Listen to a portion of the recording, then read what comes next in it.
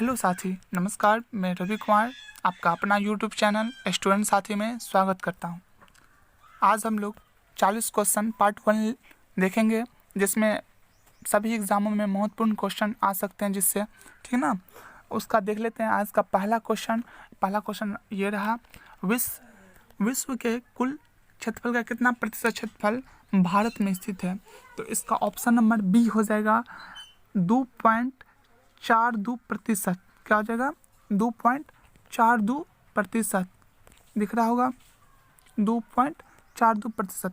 भारत में जनगणना की अवधि है तो प्रत्येक वर्ष भारत में 10 वर्षों के बाद होती है। 2011 में हुई थी, अब 2021 में होगी, अगले साल। ठीक है, तो इसका ऑप्शन नंबर ए हो जाएगा। भारत की जनसंख्या कितनी है? देखिए, ये पुराना डाटा है। भारत की जनसंख्या है 121.08 करोड़। यानी ये मतलब ये नहीं है जो पुराना डाटा, ये 2011 ये पूछा जाता है, लेकिन 2021 में जनगणना होगा तो उसमें चेंज हो जाएगा डाटा। तो अभी तो फिलहाल इसका बात करें तो इसका ऑप्शन नंबर ए हो जाएगा, 3 का ए, 121 करोड़। ठीक है ना, ये 2011 के अनुसार है। भारत की सबसे बड़ी जनजाति है, तो भारत की सबसे बड़ी जनजाति कौन है? तो वो है ऑप्शन नंबर सी, गोंड जनजाति। ऑप्शन नंबर सी, ये गोंड जनजाति। ठीक ना। विश्व की कुल जनसंख्या कितना प्रतिशत जनसंख्या भारत में निवास करती है? क्वेश्चन नंबर 5 का, तो 17.5%। Option number A, option number A. Bharat का कुल क्षेत्रफल कितना है? तो भारत का कुल क्षेत्रफल है, क्वेश्चन नंबर 6 का आंसर हो जाएगा बी, ऑप्शन नंबर बी, 32,87,263 वर्ग किलोमीटर। ये ऑप्शन नंबर बी, ठीक है ना, 32,87,263 किलोमीटर। क्वेश्चन में 7 देख लेते हैं। भारत के दक्षिणी छोर को क्या कहा जाता है? तो भारत के दक्षिणी छोर को इंदिरा पॉइंट कहा जाता है। ऑप्शन नंबर डी, 7 का हो जाएगा option number D, option number D.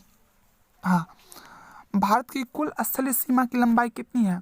तो भारत की कुल स्थलीय सीमा की लंबाई है 15,200 किलोमीटर। देखिए, कुल पूछा है तो इसीलिए ये आंसर होगा, ऑप्शन नंबर बी।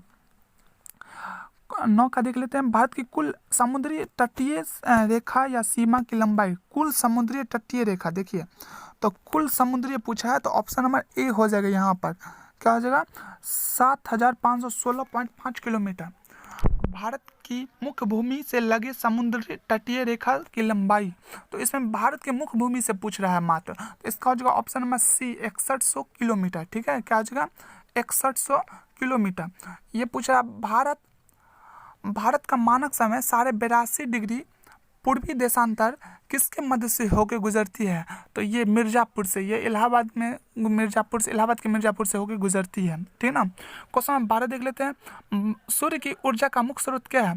तो सूर्य की ऊर्जा का मुख्य स्रोत ऑप्शन नंबर बी, नाभिकीय संलयन। क्वेश्चन नंबर 13 देखते हैं। भारत में राज्यों की संख्या कितनी है? तो भारत में राज्यों की संख्या 28 है। अब कितने हैं? 28 हो गया। कितने? 28। मैं लिख देता हूँ, ठीक है ना, 28। यह दिखाई नहीं देगा, नीचे है थोड़ा, देख लेते हैं। क्वेश्चन नंबर 14 देख लेते हैं। यह 14 नहीं दिखाई दे रहा है, ये दिखाई देगा। सूर्य का मुख्य घटक क्या है? ये रहा, सूर्य का मुख्य घटक क्या है? तो इसका सूर्य का मुख्य घटक क्या हो जाएगा? ऑप्शन नंबर, एक मिनट, ऑप्शन नंबर ए हो जाएगा। ये हाइड्रोजन और हीलियम, हाइड्रोजन और हीलियम। क्वेश्चन नंबर 15 देख लेते हैं। क्वेश्चन नंबर 15 है आपका, भारत की जल क्षेत्र सीमा कहाँ तक फैली है? तो भारत की जल क्षेत्र सीमा ऑप्शन नंबर बी, 12 समुद्री मील तक। कहाँ तक? 12 समुद्री मील तक। ठीक है ना। कर्क रेखा भारत के कितने राज्यों से गुजरती है? तो कर्क रेखा भारत के 8 राज्यों से होकर गुजरती है। ऑप्शन नंबर बी, 8 राज्यों से। 82.5 डिग्री पूर्वी देशांतर भारत के कितने राज्यों से गुजरती है? तो ऑप्शन नंबर सी, 5 राज्यों से गुजरती है। सूर्य का दीप्तिमान सतह क्या कहलाता है? तो सूर्य का दीप्तिमान सतह प्रकाश मंडल कहलाता है। Option number b, option number b. पृथ्वी के सबसे निकट स्थित ग्रह कौन है? तो पृथ्वी के सबसे निकट, तो ये शुक्र हो जाएगा। देखिए, यदि सूर्य के सबसे निकट पूछता तो बुध हो जाता, लेकिन पृथ्वी के पूछ रहा है तो शुक्र हो जाएगा। और शुक्र और मंगल के बीच में है पृथ्वी, ध्यान रखिएगा। तीसरा नंबर पे आता है क्रमशः सूर्य के। तो क्वेश्चन नंबर 20 देख लेते हैं। सबसे प्राचीन पर्वत किसे माना जाता है? तो आरावली को। Option number B. 21 का देख लेते हैं। सबसे नवीन पर्वत किसे माना जाता है? सबसे नवीन पर्वत माना जाता है आपको ऑप्शन नंबर सी, हिमालय को नवयुवक पर्वत। भारत के किस राज्य का प्राचीन नाम नेफा है? तो ऑप्शन नंबर डी हो जाएगा 22 का डी, अरुणाचल प्रदेश को नेफा प्राचीन नाम है। भारत की प्रथम जनगणना की शुरुआत लॉर्ड मेयो के शासनकाल में किस वर्ष हुई थी? तो इसका ऑप्शन नंबर बी हो जाएगा लॉर्ड मेयो को 1872 में। ध्यान रखिए ये पहली बार जनगणना हुई थी भारत की, ठीक है ना, लेकिन यह अनियमित। उसके बाद हुआ था 1881 में, वहाँ से फिर लगातार प्रत्येक 10 वर्ष पे होता रहा, जो अभी तक होता रहा, ठीक है ना। 24 का देख लेते हैं। सबसे गर्म और चमकीला ग्रह कौन है? सबसे गर्म और चमकीला ग्रह शुक्र को माना जाता है, क्योंकि यहाँ पे कार्बन डाइऑक्साइड ज़्यादा है, वहाँ इसीलिए गर्म ज़्यादा है, ठीक है ना। क्वेश्चन नंबर 25 देख लेते हैं। सूर्य के सबसे निकट स्थित ग्रह कौन है? तो सूर्य का पूछ रहा है, तो सूर्य का सबसे निकट स्थित ग्रह कौन है? बुध, ऑप्शन नंबर डी। अगर पृथ्वी का पूछता तो शुक्र हो जाता है, लेकिन सूर्य का पूछा है तो इसीलिए बुध हो जाएगा। सर्वाधिक उपग्रह वाला ग्रह कौन है? तो सर्वाधिक उपग्रह वाला ग्रह शनि हो गया, ठीक है ना, शनि। भारत में प्रथम नियमित जनगणना 1881 में किसके शासनकाल में शुरू हुआ था? तो इसका हो जाएगा, किसके शासनकाल में शुरू हुआ था? तो इसको देख लेते हैं। ऑप्शन नंबर डी हो जाएगा लॉर्ड रिपन के काल में। लॉर्ड रिपन के काल में 27 का डी। क्षुद्र ग्रह किन दो ग्रहों के बीच है? तो ध्यान रखिए क्षुद्र ग्रह बृहस्पति और मंगल के बीच है, ये हो जाएगा ऑप्शन नंबर डी, 28 का ऑप्शन नंबर डी।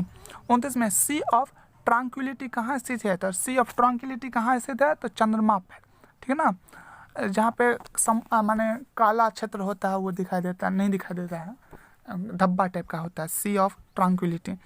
बिना उपग्रह वाला ग्रह कौन है? तो बिना उपग्रह वाला 2 ग्रह है, एक है बुध और एक है शुक्र, ध्यान रखिएगा ये। 31 नंबर क्वेश्चन देख लीजिए। तो भोर या सांझ का तारा किस ग्रह को कहते हैं? तो भोर और सांझ का तारा ऑप्शन नंबर बी, शुक्र को कहते हैं, ठीक है ना। ये भोर को भी दिखाई देता है और शाम को भी, इसीलिए इसे भोर और सांझ का तारा कहता है। सबसे बड़ा ग्रह उपग्रह कौन है?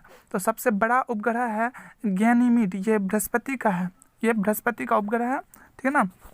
ऑप्शन क्वेश्चन नंबर 33 देखते हैं। जनगणना का महाविभाजक वर्ष किसे माना था? तो 1921 को माना जाता है, ऑप्शन नंबर बी, क्योंकि इस वर्ष जनगणना कम गई थी, जनगणना ऋणात्मक हो गई थी, इसीलिए महाविभाजक वर्ष माना जाता है। 34 का सौर मंडल का सबसे बड़ा और भारी ग्रह कौन है? तो सबसे बड़ा और भारी ग्रह ऑप्शन नंबर ए, बृहस्पति को माना जाता है। विश्व जनसंख्या दिवस कब मनाया जाता है? तो 35 का आंसर हो जाएगा ए, ऑप्शन नंबर ए, 11 जुलाई, विश्व जनसंख्या दिवस 11 जुलाई।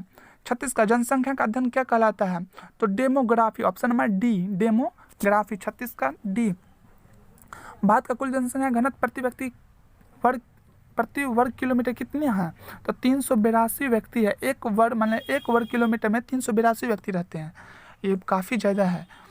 38 पृथ्वी के विपरीत दिशा में घूमने वाला ग्रह कौन है? तो 2 है, एक अरुण है और एक शुक्र है, ठीक है ना। वहाँ पे बुध और शुक्र था, जो इसके पास उपग्रह नहीं थे। यहाँ पे विपरीत कौन घूम रहा है?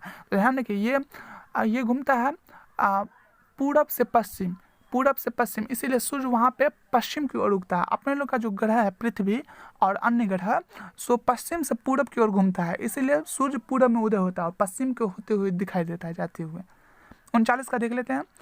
भू स्थिर उपग्रह की ऊंचाई कितनी होती है? तो भू स्थित उपग्रह की ऊंचाई होती है 36,000 किलोमीटर। यहाँ पे रेडियो संचार आदि ग्रह सब रहते हैं, जो हमें सूचनाएं प्रदान करते रहते हैं, मौसम विभाग और का, ये पृथ्वी के साथ घूमते रहते हैं। चंद्रमा किस ग्रह का एकमात्र उपग्रह है?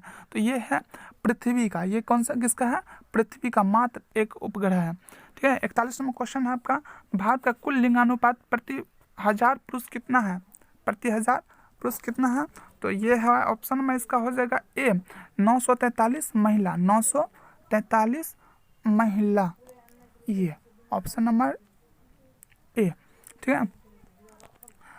एक समुद्री मील बराबर होते हैं, तो एक समुद्री मील 42 का आंसर हो जाएगा c, 1.852 kilometre, option number c, 1.852 kilometre. आशा करते हैं ये सीरीज आपको पसंद आए होंगे, आगे में मैं इसी तरह आगे बनाता रहूँगा, तो आपको आशा करता हूँ जो पसंद आया होगा तो आप ज़रूर लाइक और सब्सक्राइब करें और अपने दोस्तों को अवश्य शेयर करें। धन्यवाद।